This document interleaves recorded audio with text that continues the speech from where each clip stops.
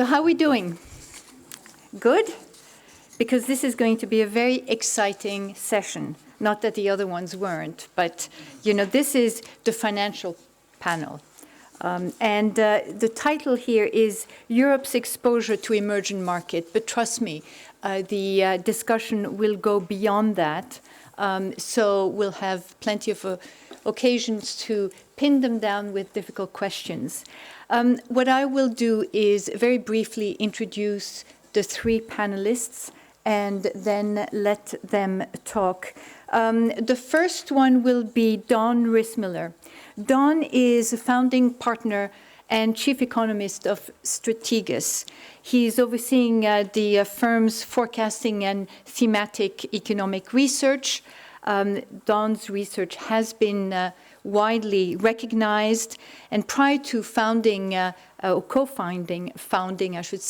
Strategas, Don was an economist at ISI, International Strategy and Investment Group. And before that, he was at the Federal Reserve Bank of New York. The second panelist is Stephen Sexauer. He's right here on my right, and he is the CIO of the San Diego County Employees Retirement Association.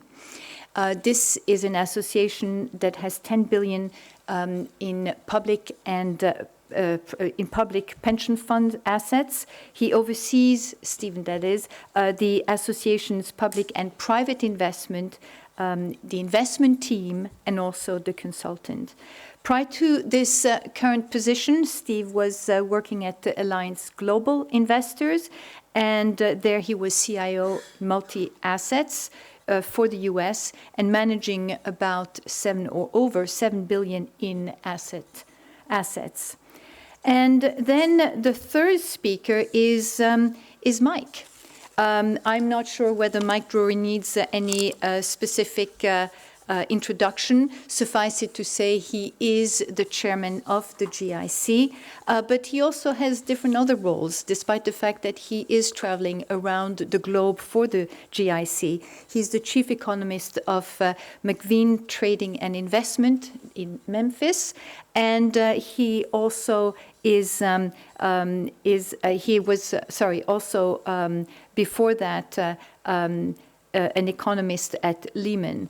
But that is such a long time ago that we just don't even know. But more importantly, the fact is that we know Mike also as being the expert on commodities, the commodities markets, and on China.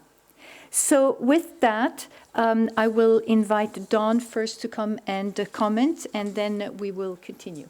Thank you, Don.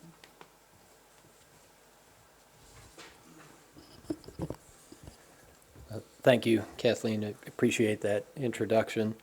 So I've been charged with talking about the financial markets. I'm going to come at it from the perspective of U.S. investors. I would say in my role at Strategas, we get to talk to a lot of institutional investors, mutual funds, pension funds, endowments, hedge funds, those type of folks. And from time to time, we do client surveys just to get a sense of where the consensus is. About a month ago, when the market turmoil was more intense, we did one, and the first question was, are you bullish or bearish? We got the results back, and 25% of the folks said bullish, 25% of the folks said bearish, and 50% said we really don't know. And so for the last month, sentiment has been neutral, for lack of a better term. It's gotten a little better over the prior weeks as we've seen the market rally. But that's the starting point that I want to look at. Why is sentiment neutral? Part of this, or at least my answer would be, that the economic data that we've seen, especially out of the U.S., has been mixed for quite some time, really for the better part of 18 months. We get one good report, we get one not so good report, we get one report that's okay, but the revisions are no good. And we've seen this across different pieces of the economy, housing, durable goods, and whatnot. I think this makes investors uncomfortable because we know mixed data really doesn't last. We know the U.S. economy doesn't flatline. My explanation for what has happened is that we've had a lot of mixed data because of the drop in energy prices. Really, we've had two 50% declines in oil prices. One started after the OPEC meeting in November of 2014. Oil went from about $100 to $50. And then just recently, we went from 50 down to about 25, where we put in a short-term bottom before the recent rebound. I think it's important to identify that it is energy that has caused some of the data to be mixed, because we know falling energy prices do not lead to U.S. problems. We don't have good examples where falling energy prices are going to lead to a U.S. recession, as an example. We also think this is still relevant in the global context, because when we looked at the global recession since 1975, in each case, the U.S. was in recession first. So the U.S. has functioned as a leading indicator of global trends. We could argue whether that's changed or not. Certainly other economies are more important. But at a minimum, we think some of the discomfort in financial markets is tied to a variable energy that has some natural offsets built into it. This is a chart that we put together ourselves. We do this economic balance sheet diffusion index. We have 14 different sectors of the economy. We go through each one every month, look at all the data, classify each of those 14 parts as an asset or a liability, a positive or negative. So we use this as a summary measure of what's going on in the U.S. economy. And what you can see when we create this diffusion index from this data is you've bounced around for the better part of a year. You've had no distinguishable trend. The data's okay, but it doesn't seem to be improving a whole lot. Here's a breakdown from the recent exercise. There are a number of positives in the U.S. economy, no question. Employment is growing, consumer spending is growing, housing is still recovering. The government deficit, we actually moved into the positive column, partly because of the budget that passed at the end of last year. It looks like government spending is going to contribute to GDP growth this year. The negatives are mainly on the durable side. They've been on manufacturing or on capital spending, on durables. That's where the weakness has been. A lot of this has been tied to the U.S. dollar strength, the lagged effects we're seeing there on things like commodities and other parts of the durable space. And then of our 14 sectors, we have about half a dozen, about 6 in neutral. And I'd say this is what's strange. To have 6 of our 14 sectors going nowhere, really giving us no signal, is somewhat hard to swallow. The reason would be if we look at a histogram of GDP. So this is GDP growth from 1948 to 2014. We're looking at annual data. We're asking how often does each growth rate occur? And what you see is a bimodal shape that shows up where you have 2 central tendencies, one around +3, which would be an estimate of potential historically, and one at -1, and not much in the middle. So this idea that we're going to stay flat is hard to swallow. The U.S. economy doesn't go flat. If you think about any chart of GDP, you don't have periods where you flatline for any extended period of time, and I'd say this is what's making investors uncomfortable. I think people instinctively know this because if you were to talk to any CFO, if they were to go into the board and say, what's your plan for this year? Well, my plan for this year is just what we did last year. I think we'll just do that and leave it there. How's that sound? You would get fired. All right, so we instinctively try for growth. I think it's built into the economy. It's built into the corporate structure of the economy. You may try and fail. You may wind up with a -1, but still to flatline, it is a very unlikely outcome, a very unstable place to see the U.S. economy. Now, again, my explanation for what has gone on is tied to commodities, in particular energy. This is a log chart of oil prices. Shaded bars are the U.S. recessions historically. And if the data is mixed because of a decline in energy prices, I find that less worrisome simply because we don't have any examples where falling oil prices lead to a U.S. recession. We have dozens of examples where rising oil prices will lead to a U.S. recession, but we don't have good examples where falling oil prices do that. Now, to be fair, the first impulse from an oil price decline is probably negative to investment. So rig count falls, Target pulls out of Canada, Texas jobless claims go up, people leave North Dakota. All of that happens right away. The headlines show up. They're meaningful. But I still don't know of any macro model where you put in cheaper gasoline and get bad things. for the U.S. if you give the model some time to work. It takes time, partly because energy is a variably consumed item, or just because oil prices fall by half doesn't mean you've saved half on your energy bill. It means you go to the gas station this week and you save $10, and next week you save $10, and the week after that you save $10. So it takes 52 weeks to get the money. And I do think there's some role where consumers want to believe the drop is permanent before changing behavior. So that has shown up in the economic theory. It shows up, I think, in practice as well. So it takes some time. In most of the models we have, there's a lag. But we can't flip the sign. We can't say a drop in oil prices becomes a negative. Or here's a thought experiment. Oil is about $100 for 3 years. And then it went 100 down to 50 and 50 down to 25 before bouncing back. Let's say it had gone the other way. Let's say oil gone up to 150 and today was sitting at about 175. Well, I think I'd have to be bearish on U.S. consumption, on growth, and more or less on financial markets for that reason. I can't be bearish both ways, or at least I can't be bearish both ways and be intellectually consistent. I have to pick. And so I think history would tell us that this type of move with a lag will net out to a positive. Yes, there are some initial negatives, but over about a year time horizon, the positives will kick in and the positives are bigger than the negatives. Now, it's worth asking about whether we have a structural break. So certainly there have been some changes in the past few years in U.S. energy production. Shale, as an example, here comes up quite frequently. However, I'm not sure the models have missed in the way that would make sense with this type of structural break story. So we have a lot of macro models that have been forecasting, say, 3% growth. We've actually been getting 2%. We've talked about this in a number of prior sessions. Most of the models we have for growth, for investment, for GDP, have missed to the downside in recent years. So I would argue if shale were the cause, and shale alone were the cause of a structural break, I think the model should have missed to the upside. The model should have forecast 3% growth, and we actually got 4%. Say, well, that's a shale story. Look at what we're doing that's new. This was different than the past. Instead, we missed the wrong way.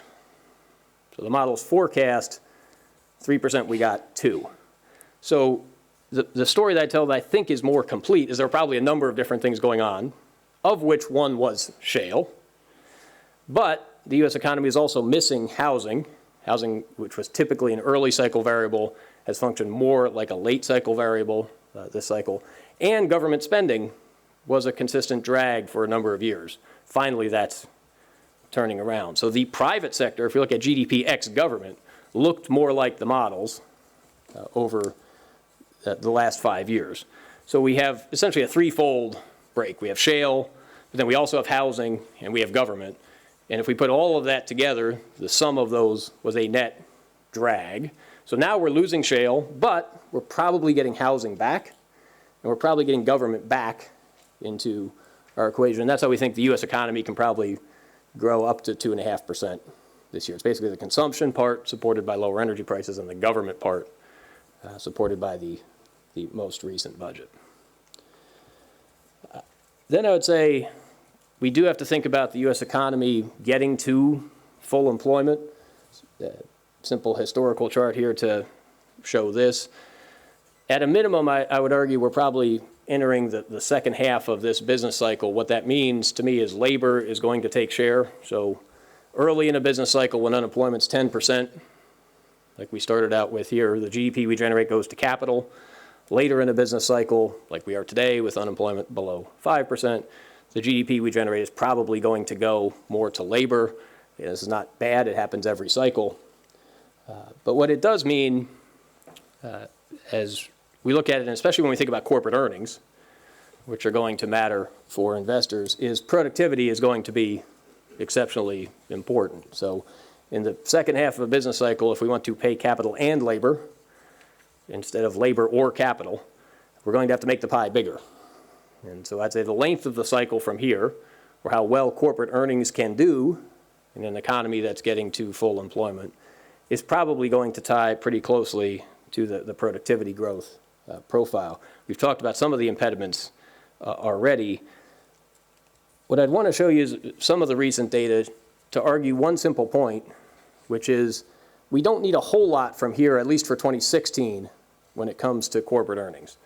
If we think about some of the swings in corporate profits, some of the biggest ones can be tied to the gap between prices and unit labor cost. So if we look at that price cost markup, whether it's positive or negative, gives us a good indication on which way corporate profits are swinging.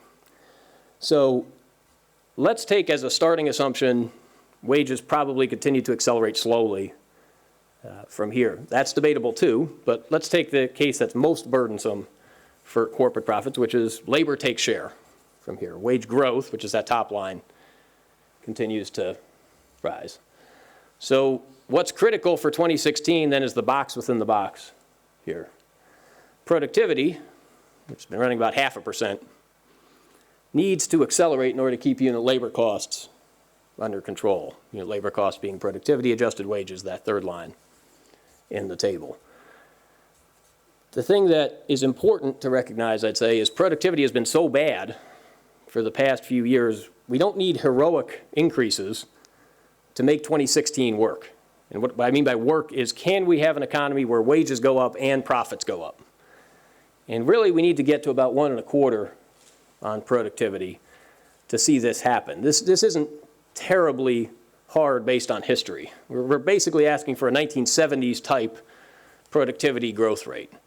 We're not asking for a 1990s type productivity growth rate. If you look at the 1990s and put a number like 3% in for productivity, lots of good things are going to happen.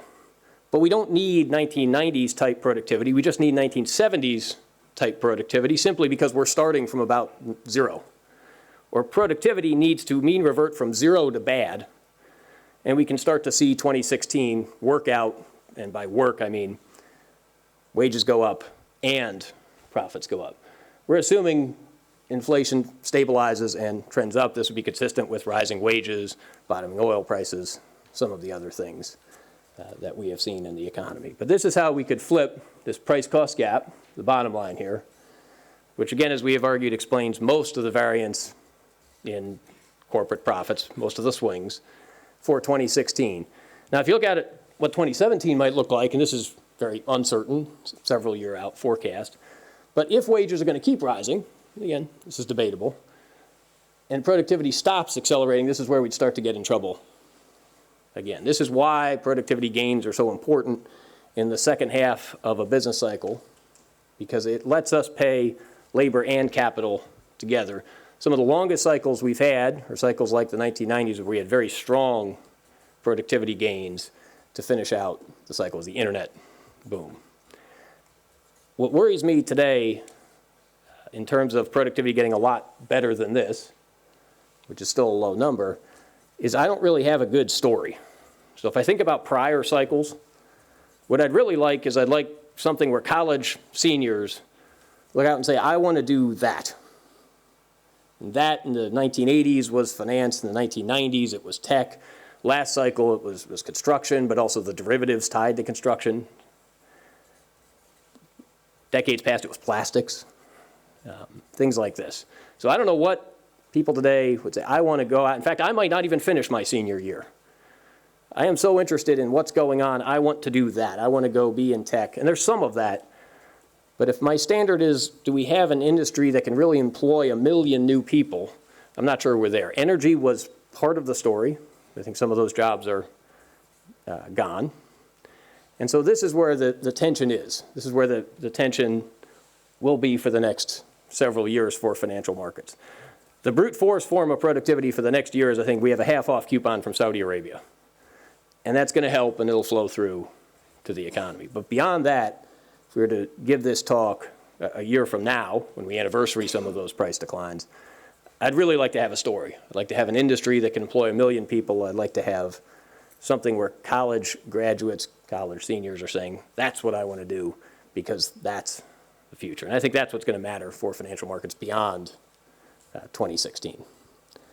So I'll stop there and turn the panel over.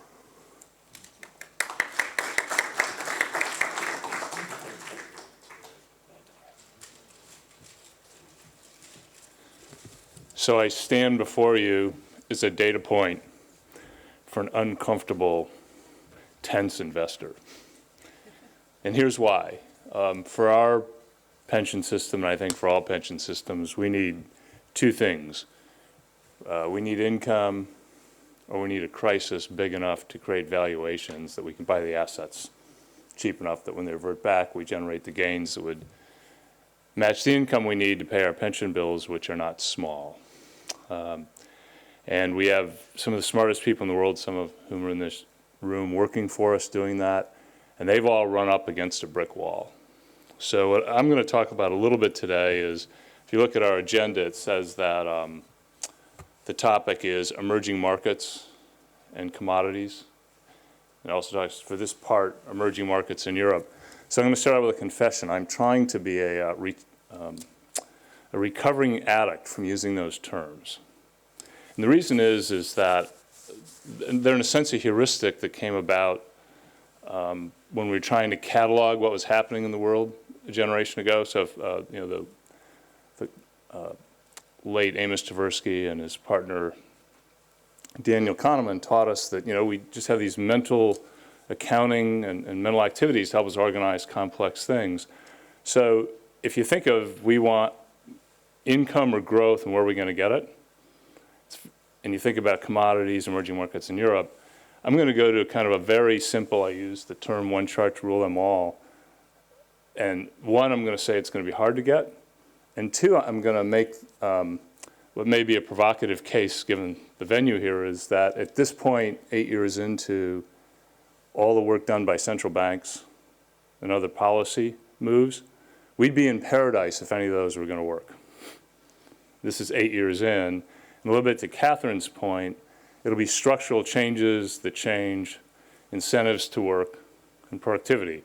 We don't have enough time, and I'm not enough of an expert, but my one chart to rule them all is going to be a couple charts that kind of tell that story. And then I'm going to get off the stage before you start throwing tomatoes at me. So I'm going to start out with two charts just for perspective. One is, this is commodity prices since 1800. It is the lesson that Michael has taught me and taught me well. The charts from our friend and brilliant scholar of this, Martin Barnes of BCA. And basically you can see they've gone one way down, not straight down, but down. And the second point I want to make is you can see back when Exxon and Mobil merged and just oil was $10, there's an explosion off the bottom. That's China. So that's a long time, 15 years. And again, go back to Kahneman and Tversky. We all anchored on that. There's been a boom. But the reality is they'll keep going down because there'll be innovation. You look what's happened now. The supply response has been so enormous that a lot of the companies that are part of the supply response are going to teeter on bankruptcy or restructuring. But as consumers, it's great. We get more things we need cheaper. And it's a great deal. So that's the commodities part. Now we're going to have a chart that goes literally straight up the other way. So this is the US. It is GDP per capita since 1880. It's in log terms, that's why it's a flat line or a straight line. So a couple things about this. The slope, averaging out about 2% per year. Now, I know most of the conversation is it's over, we'll never get back there. I know the Gordon argument is, we had this one-time event, and it's not coming back. But the point is that's what drove growth, and it was fairly independent, orthogonal of monetary policy and the things we've talked about. It came from two things: innovation know-how and the capital that went to capture that, and that's about it. So what I'm going to do now is I'm going to go through 3 countries through the same lens, and here's my investing story. We need income, and that's only going to come from growth, or we need a crisis, which is very stressful and not fun. And both are few and far between right now. We know we don't have any income, and every time we get a mild stress, what happens? Central banks fix it. So if you look at any measure of market volatility, it's been very low. So I'm going to go through countries, and I was almost going to put them up without labels, but I figured I wouldn't have time. So, Paul's laughing. So this is South Korea, and let me explain this graph. The top panel is GDP per person employed. A little bit more data here. The data is from the Conference Board. It's Bart Van Aert's database from when he was at the University of Groningen. It's a fantastic database. You can actually download it from their site. And you can see, you know, just a marvelous, amazing, stupendous story. Over this whole period, 1980 to 2015, average 4.3% per year.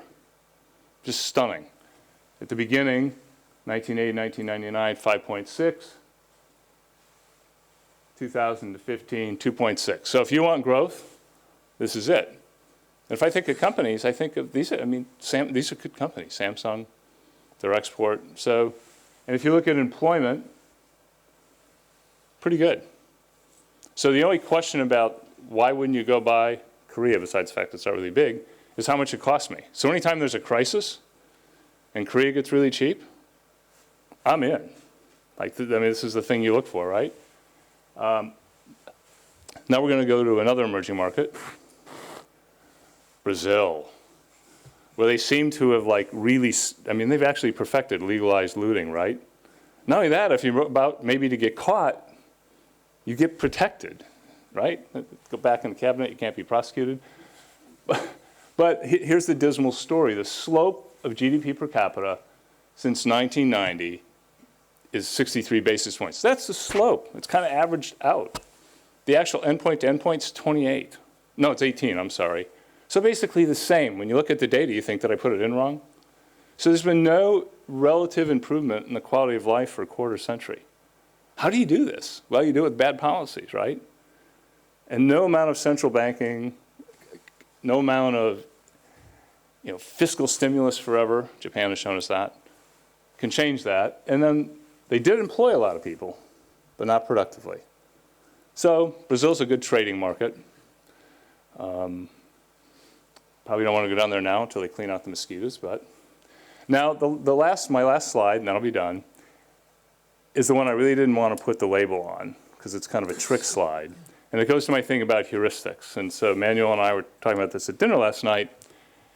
And this is just a Europe question. We think of Europe as what? Just everybody just kind of, if I say Europe, just make a mental map.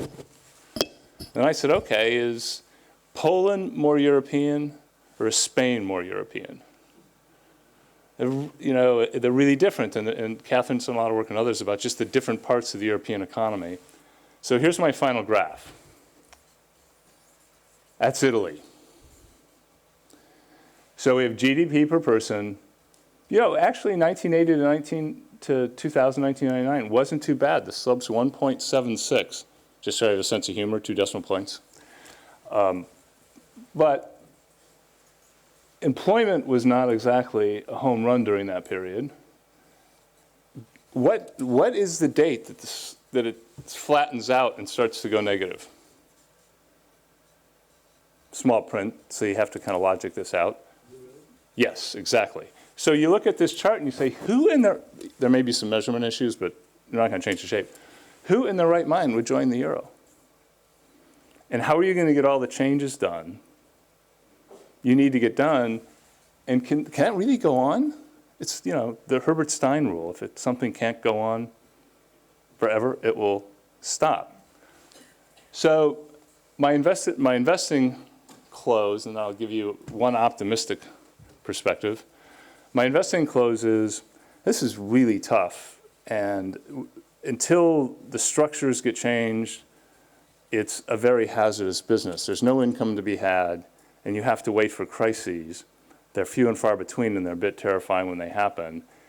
So you need structural reform. So I'll make the list I would have for Europe, and it's really not my list. It came from a tour of some thoughtful people, Manuel. I'll do the banks. You need a centralized, funded, with governance FDIC of Europe. You just have to have it, and you have to integrate the banking system. It's one banking system. You eventually need fiscal union and political union.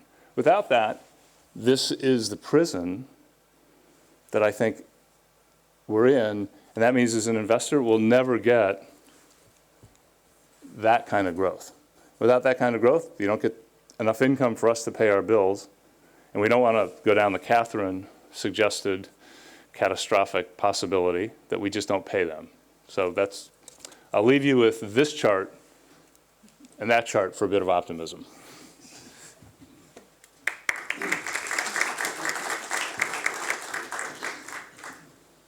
Okay, I am not Manuel Balmaceda. Do you have charts? No, I do not have charts.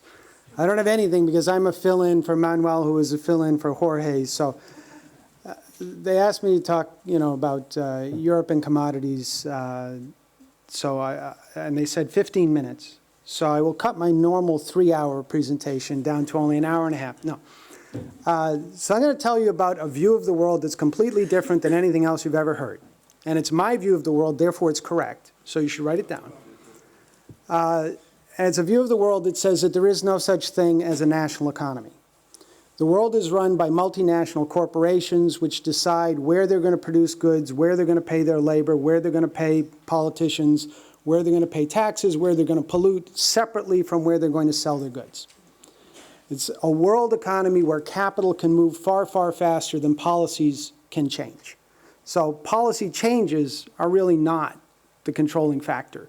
It's multinationals' perception of where policies are going to change that is the crucial factor. So in my world, this started back when I started on the street in 1982 with Gary Schilling. I used to travel around the United States, and I used to go, we were in New York, so I knew what the financial markets were doing. And I'd go to, Rochester, Minnesota. I'd go to St. Louis. I'd go to Houston to learn about oil and manufacturing. I'd go to the West Coast to learn about defense. I'd go to Atlanta to learn about rapid growth. And I formed a view of the world that basically in the United States, New York and San Francisco were the suburbs. They didn't have recessions. They had economic slowdowns. Unemployment never got to 10 or 15% there. It got high at like 7 or 8%. And recessions there were a function of changes in the value of portfolios, or maybe home values. The Midwest, Detroit, Pittsburgh, Cincinnati, that was the Rust Belt. That was the old manufacturing sector that was more worried about paying the pensions that Steve worries about than they were about growth.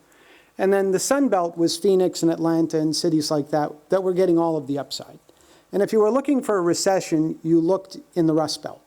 Because if there was going to be a downturn in the Sun Belt, they would back it up to the Rust Belt, because you'd a lot sooner close down a plant in Detroit than you would in Doraville, Georgia.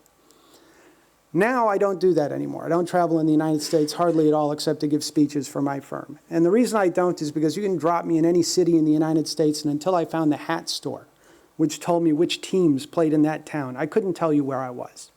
Because in every city in the United States, the largest employer is the healthcare system, the second largest employer is the educational system, and the third largest employer is the state and local government. And somewhere down at the bottom of the list, there's a FedEx in Memphis, and there's a Boeing in Seattle, but they're not the driving force for those cities. That's why we're the suburbs. We don't have big cycles anymore. We're not a manufacturing base.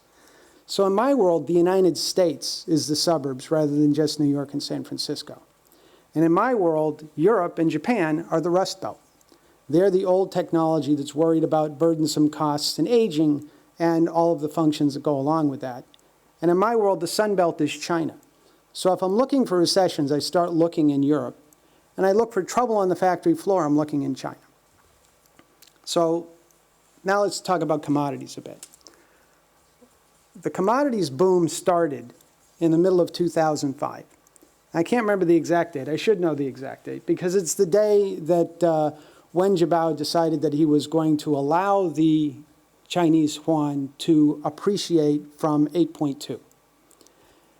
Up until that time, China had been growing about 19–20% in nominal terms, about 12% in real terms, and about 8% inflation. And they were about a $2 trillion economy when I first went there in 2005. And that was nice. 2% on $2 trillion, 20% on $2 trillion is a number, but it's not a huge number in the global economy at the time. But when they allowed the yuan to begin to appreciate, between then and 2007, the economy doubled from $2 trillion to $4 trillion. Nominal growth in dollar terms was rising at a 35% annual rate in 2007. So as you went from that 20% to that 35%, that was their buying power for oil, copper, cotton, gold, whatever they wanted to buy. And so commodities exploded because there wasn't enough to feed a $2 trillion gain in the global economy. And so we went out on a massive supply creation function. It took higher prices to call that out. And those higher prices dominated in 2008, and then we had Lehman. And in Lehman, commodities prices broke. They broke for about 3 months. And they broke for about 3 months because in the spring of 2009, the Chinese stimulated their economy in a way that nobody on the planet has ever stimulated their economy before. And they got a one quarter recession, and they were right back to 9% growth. Now, we can argue about whether 9% is 9%, but that's what they said it was. So they went back to 9% growth, and most of the commodities went right back to at least their peak price or around their peak price, and they stayed there until the commodity supercycle died on March 11th, 2011. Now, I know the day just the way I should know the day when it started, because the event that ended the supercycle was the Japanese tsunami. And the Japanese tsunami broke supply chains all across Asia to such an extent that the supply that had been coming on now for 5 years, trying to catch up with demand, and almost got there on Lehman, but was put back because of the massive Chinese stimulus, finally caught up. And every major commodity price on the planet, and I mean every single one, I mean zinc, nickel, cotton, copper, iron ore, anything you can think of, peaked within 6 months of March 11th, 2011. Some of them had already peaked just before, some of them peaked just after. The grains came back and made a seasonal peak a year later in the spring of 12 because of weather conditions, and then they all went down, down, down, just like Steve's chart shows you. And they all went down, down, down, just the way commodities always do, until they hit the entry point where they took off from in 2005, and then most of them have settled out sideways since then. We're at $2 natural gas, we're at $3 corn, we're at $2 copper. They all settled out about where they were, with one exception, crude oil. And crude oil behaved differently because the same tsunami that knocked out the supply chains, knocked out the nuclear facilities in Japan, and led to a $2 billion draw on the oil system, and it didn't have it. So oil prices didn't break for 4 more years until 4 billion barrels of fracking in the United States finally broke oil prices in late November. So that brings us to where we are today, China and commodities prices. So we're talking about where the world is right now, and there's a lot of people who are gloomy, and they're gloomy mostly because we're in year 7, year 8, depending on how you count, of an expansion in the United States, a little bit less in Europe, et cetera, et cetera. And the way I look at the world, we're not. The way I look at the world, we had a global recession last year. It was a recession that's caused, like all recessions, by a policy mistake. That policy mistake was the corruption campaign in China. When Xi Jinping gained control of the government, he was elected in 12. He spent a year negotiating with the powers that be about what he'd be allowed to do. And in the spring of 14, he slammed the corruption campaign down and basically shut down the Chinese economy. Because in China, the way that you do business is you find a political official and you ask them which way the fire hose of money from the government is going to point and where you need to stand to be in front of that fire hose. And you have to reward him for the information. He doesn't ask for a bribe. You have to know how much to bribe him. If you bribe him too little, he knows that you're a fool. And if you bribe him too much, he knows you're a bigger fool. You're supposed to know these things before you get to him. So that system broke down, and the government officials were more worried about keeping the money that they had stolen before than they were about stealing new money. And so the Chinese economy came to a grinding halt. Commodities prices broke. Primarily Saudi Arabian oil broke because in November of 2014, the Chinese called up the Saudis and said, we're not taking any oil this month. Not we're taking less. We're not taking any oil this month. And this happened in oil, this happened in pulpwood in the United States, this happened in cotton, this happened in a number of commodities where the Chinese would basically just go to the market and say, we're not taking any this month, and they broke the prices. And because they were such a dominant factor in all the prices, you saw the chart earlier about how much they are of global demand and how much it broke the price, they were able to do this sequentially through the system. So the question is now, where are we and where is the economy going? So you had a policy mistake in 2014, which led to a recession in 2015. You had a policy response in 2015. You had lower interest rates, certainly in China, lower reserve requirements, certainly in China, fiscal stimulus, certainly in China, regulatory reform, certainly in China, exchange rate reform, maybe. But in the rest of the world, you had policy response, and that you had lower interest rates, negative in some cases. You had some fiscal stimulus in some countries which could, and in some countries which weren't supposed to. I won't name any, but I'm standing in one. And you had devaluations, very significant devaluations, that basically destroyed wealth in dollars. And as a result of destroying wealth in dollars, finally got the United States to where it could raise interest rates. Now, that's not true in yuan or yen or euros, because there's still just as much wealth in those currencies as there was before. And there's more wealth than there is things to do with it, so the interest rates are negative. But that's not true in dollars anymore, because you can't bring euro and yen wealth to the United States at the same exchange rate. And so now we have a better balance between supply and demand. So interest rates are rising in the United States, which is the first signal that you're past the recession stage. What's the second signal that you're in the first year of a global recovery? You look for the interest sensitives to do better. Auto sales in the United States are running at 18 million. Housing starts in the United States are booming. Refinancing's up 34% in the last quarter.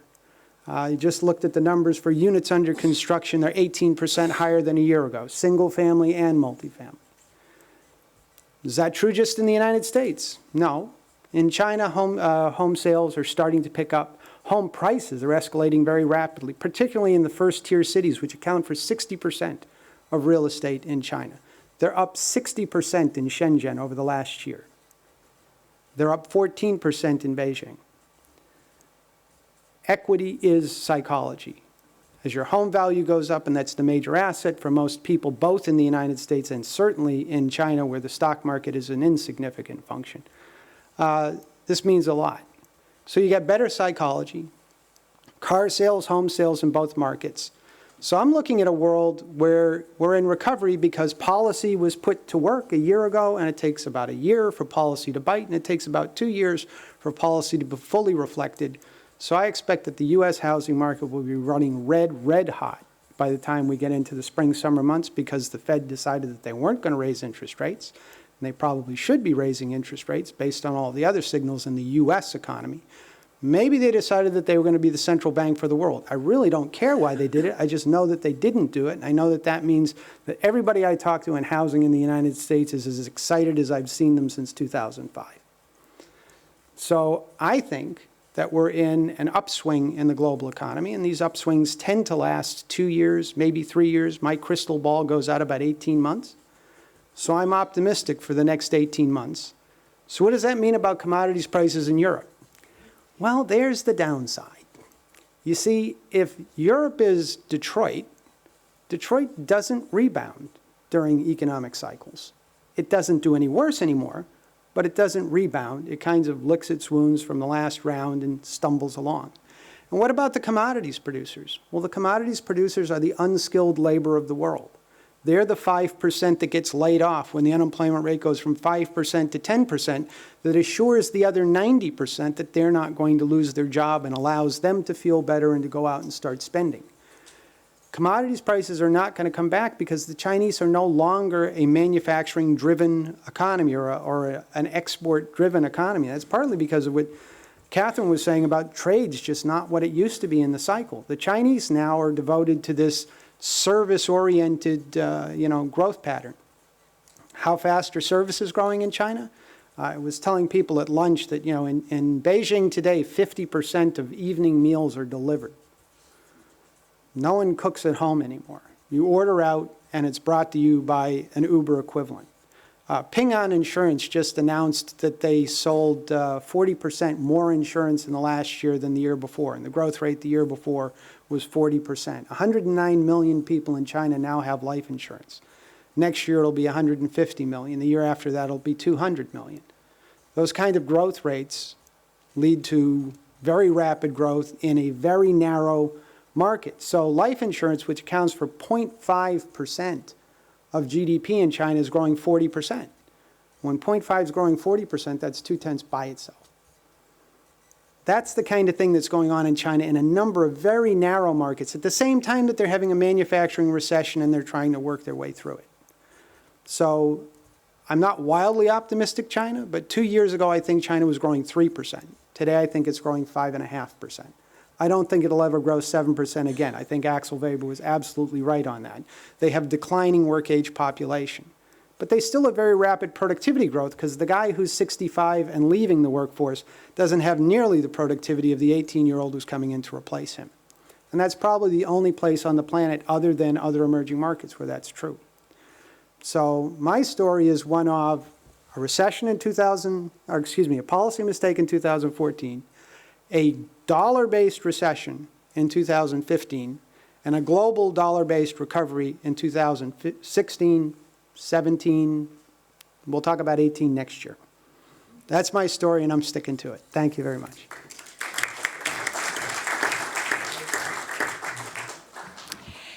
Thank you. Mike had insisted on being the last speaker. Now we understand why. I mean, he left us on a positive note, but I'm going to exercise the rights of the moderator to ask a couple of questions to each of our panelists, and then we'll open it to the rest of our group.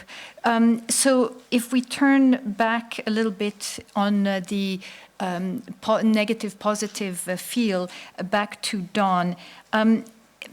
If you look at the Great Recession, not the one that Mike was talking about, at the end of the day, we can argue that we're still very much in the legacy of that Great Recession in terms of permanent loss of output that we've seen, low inflation, high debt levels, and the ongoing deleveraging which weighs on economic growth. So if you look at the profit cycle, and you mentioned capital and labor, the pie needs to grow. At the end, we are looking at a very maturing part of the profit cycle where essentially one element is missing, and that's the pricing power. On your chart, you had prices at 2%, but one can argue that the implicit deflator is really not there yet.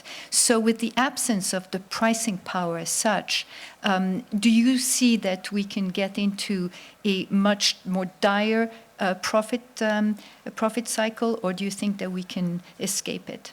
So let me give you two reasons why I think we could escape it. One is if wages are going up, which is kind of the first assumption, I think we'll get a little more pricing power. And the second would be if oil prices have bottomed, then I think other commodity prices can put in a near-term bottom, and mathematically as we lap that, we'll see some additional pricing power on a year-on-year basis. And certainly the global recession has mattered in terms of investor psychology, in terms of corporate investment. But I'd say, let's say you were in a spaceship the last 8 years and you just landed, so you didn't know anything about the financial crisis, and you went to your Bloomberg, because that's the first thing you do after getting out of a spaceship, and you just looked at the labor market data in a vacuum. In other words, you said unemployment's under 5%, jobless claims are hitting record lows, we have job openings, we have stirrings of wage gains, not enough yet. Things don't look all that odd when we look at that. It's when we look at interest rates, it's when we look at policy rates that we'd say things are really off. But I think if we take the labor market, the U.S. labor market, the domestic labor market by itself, that's not so far off that we would say we're lacking in pricing power, especially on the wage side, which I think can flow through. Thank you. Steve, you showed these very interesting charts, Korea, Brazil. Brazil was the darling of emerging market investment not so long ago, right?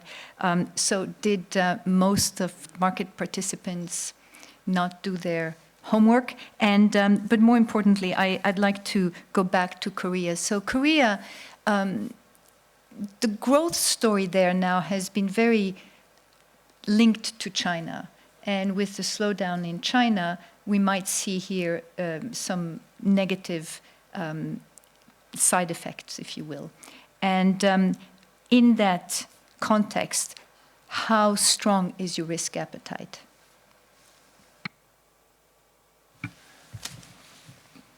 How strong is the risk appetite? That's the hardest question. Let me quickly do Brazil. I think most of you have seen the fantastic cover on The Economist and the story that shows Brazil in tatters today, but it's contrasted to Brazil is the emerging markets beacon for the world.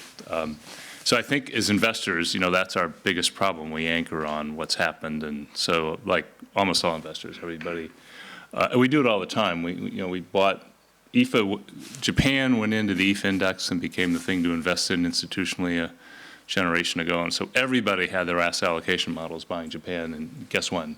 Like 19.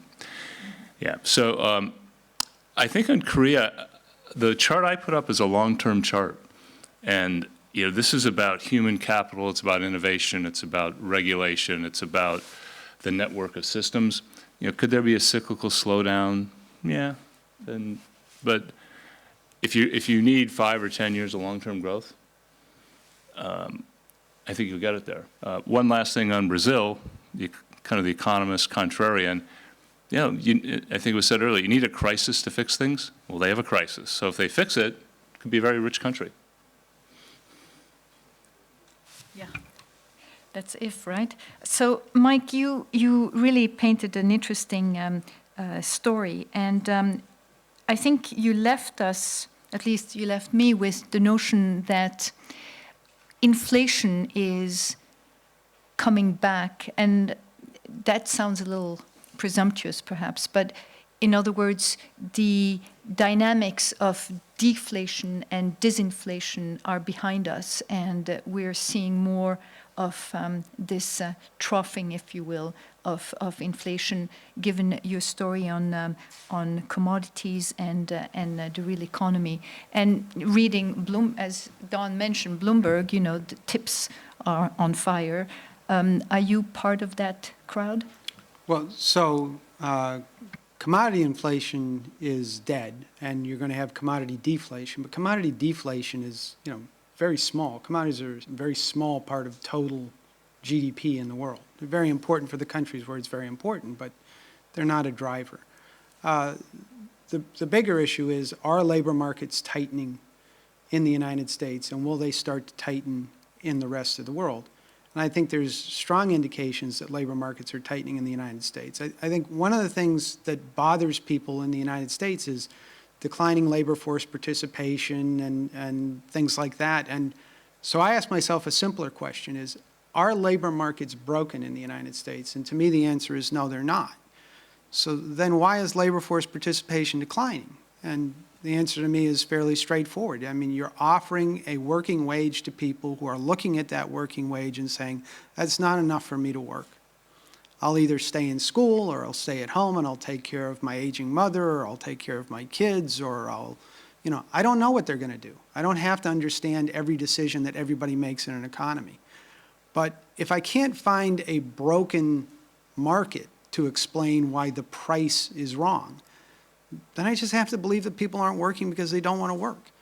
And historically, labor force declines, the number of hours that people work declines monotonically, like commodities prices decline, because as commodities prices come down and I don't have to work so much to get those commodities, the main thing that I buy with that good is leisure.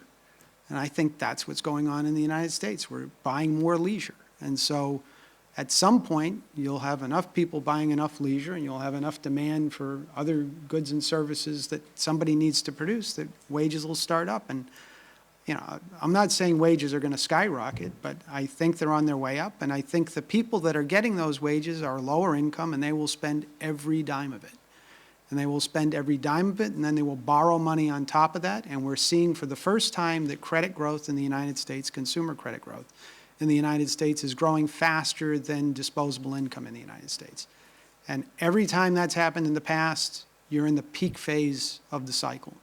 Lasts a year or two, doesn't last forever, but that's where we are. Well, on that note, I think that this should definitely spark questions. Paul.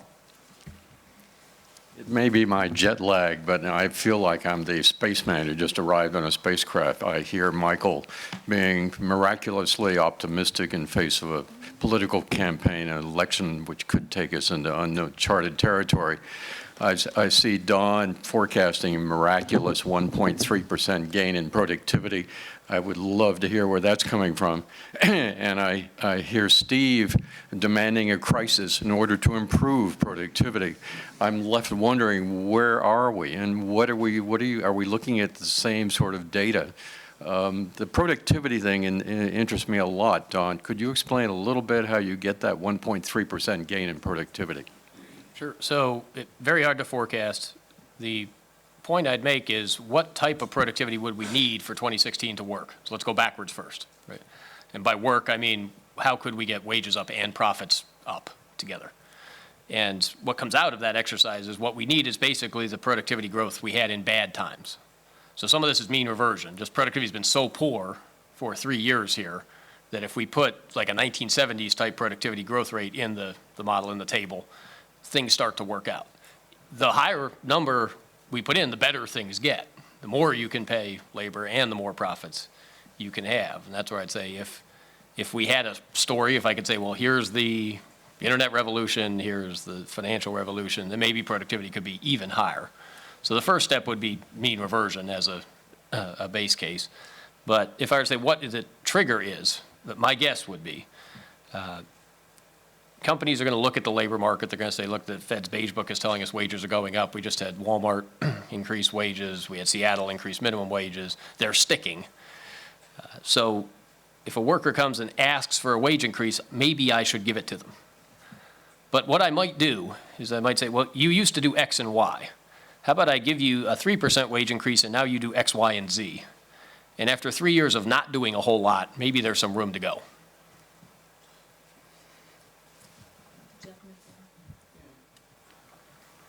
Can I make a few comments on oil prices? Because it's been mentioned throughout the afternoon, oil. We know from Michael that it's not going to come back to what it was, but we don't quite know what it was when it was, not so long ago, $110 a barrel. So it makes a lot of difference in my workbook whether we have $25 oil, $40 oil, or $70 oil, if and when. One of those is right. Pardon? One of those is right. Well, I haven't gone beyond 70, huh? So we know that a number of oil-producing countries, such as Venezuela, or even Brazil and others, have been doing their budgets based on $110 oil. They haven't finished doing their straitjacket on this for a long while. We know today that $40 oil is much nicer for the United States than $25 oil, because the banking system would have gone back and bottom up if it had stayed at $25. I submit, maybe I'm wrong, but it could have been pretty catastrophic for the shale oil and the banking industry if it had stayed down there. So the question now is, where is it going to go this year and next year? I don't have all the answers, but I do have one or two inputs that I can give you. The first is that at $40 oil, shale oil in the States is likely to stay at the same level as it has over the last few months and throughout 2016. It will probably go down next year. How much remains to be seen, but it's something which is on the way down unless the oil price really comes back up. The second point, if I'm simplifying, everybody around the world is producing at a maximum. And that maximum has been disappointing for one country, which is Iran. Iran, sanctions have disappeared. Lo and behold, Iran, which produces something like 2.9 to 3.2, depending on how you measure it, million barrels a day, could be producing 1.5 million barrels more. And that, faced with US shale oil going down, could compensate and send the price further down. If it produces 1.5 million barrels a day more. But it's not doing so. Why is it not doing so? Funny. Sanctions have gone. Surely everybody should be ploughing in there except the United States. The US has shot itself in the foot, so it's said, and it's all open to the Europeans now. Not true. Why? because the Europeans cannot export to Iran if there's any US component content. So how do we increase oil production in Iran when a lot of components are from the United States? Second reason, you cannot export to Iran unless you export in dollars. The US has been very crafty in the way it has put through these measures so that Europe too is hamstrung and Iran is not ready to produce 1.5 million barrels a day more for some time yet, which means that we're here with at least $40 a barrel per barrel per day throughout this year. And maybe, if you're right on the rebound of the world economy in 2017, Oh, I'm right. then, yeah, of course you are, yeah. Then in that case, we can expect $70 oil. And therefore, we should be having much more inflation and higher interest rates, because I don't agree that the oil price has no impact on anymore on inflation expectations or inflation in fact. So I submit that to you, and I don't know what you have in the way of So, reaction. My view is that oil trades between 25 and 45 over the next 12 months, and like I said, call me in 6 months to figure it out before then. Why that range? Because as you've pointed out, you get down to 25, the bankers absolutely panic.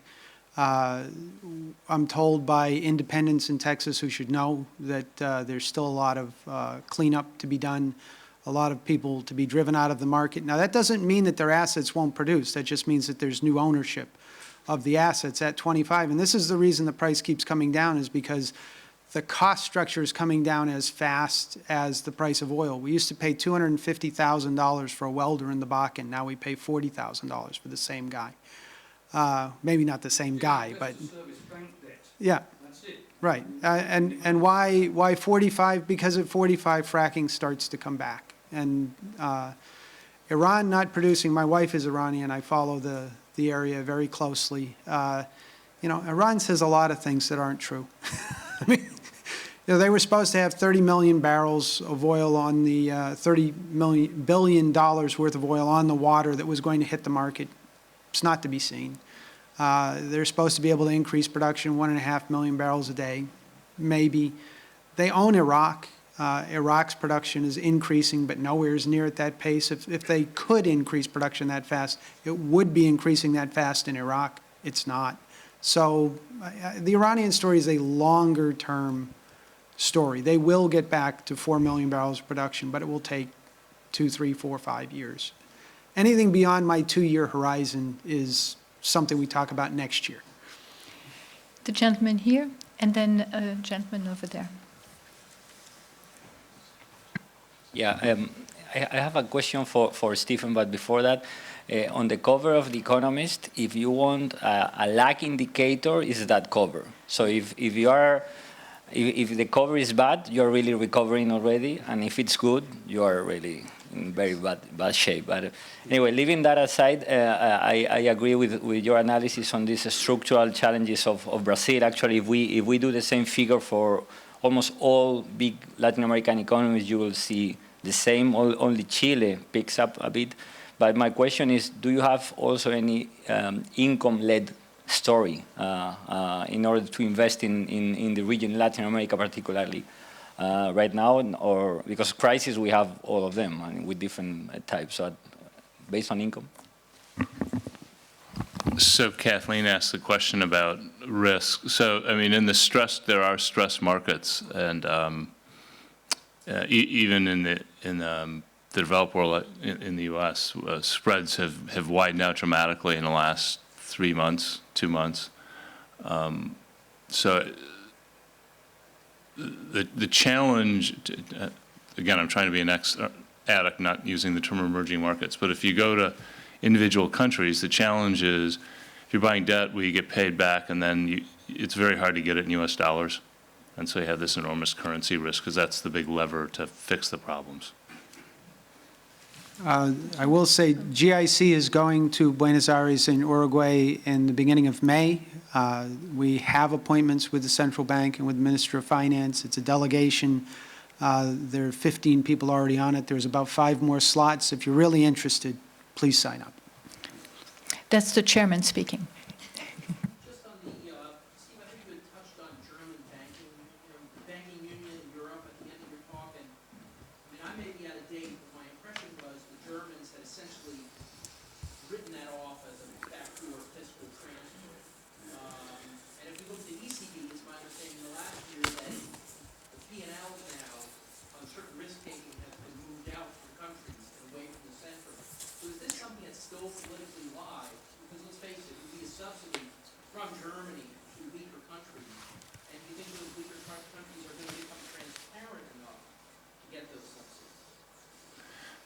So there are a couple questions there. Is there transfer and subsidy? What's probabilities?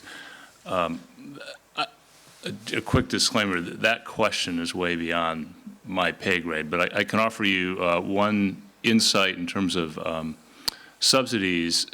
When Germany entered the European Union and the euro, when the euro came about, its trade balance with the rest of the Eurozone was zero. It's running about 160 billion at an annual rate, and there were, I believe, 2 months in the last 12 it exceeded China's in euro terms. So there's this stupendous transfer going into Germany, but it's way above my pay grade to talk about the kind of the organizational political issues about trying to settle that out. I will say though, from an economic standpoint, for Europe to be the United, a united Commonwealth of, you've got to have banking supervision, you've got to have an FDIC of Europe, and you have to have this integration of the banking system. I don't know how to do it though. We have Wait for a crisis. the time for one more question or comment. No, I guess everybody agrees with the panelists. That is really great news. Yeah, stunned silence, that's the way we like to leave you all. Italy, South Korea, Brazil. Italy sounds good. Yes. There you go, the last conclusion. That's when it's fixed. Thank you very much. Okay, bringing it home. So starting out with our three basic questions again, what is the mix of zero or negative interest rates and QE policies going forward? I think basically, as we understand, the central banks have more ammo, but we're not buying equities, and that monetary policy is very much a function of the stage of the business cycle. In terms of what are the goals that can be achieved in such policies, I think it was, again, very important to understand differences between inflation expectations and inflation compensation. I think the role of demographics is absolutely essential to understand what we can or cannot achieve in terms of growth. And bank lending, as we saw in several different panels, really does look at what we can or cannot do in terms of the restraints on the banking system to use the money that's being put into place. And then finally, how effective can such policies be? As we know, we can all take home the phrase, the only game in town. I think we do need to see something with respect to Basel III reform being settled. I think trade reform is absolutely key. And then finally, I will just wrap up with Mr. Weber's comment. We all enjoyed the movie Groundhog Day, but in the movie Groundhog Day, each day got better. And I think somehow there's a feeling that each day is not getting better in terms of economics and economic performance. So just to let you know as a final note, those speakers who have given permission to post their slides are now available on the GIC website, www.interdependence.org, not .com, .org if you'd like it. And the video will be available next week.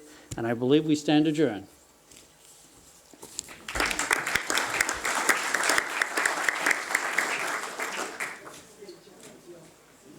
Success.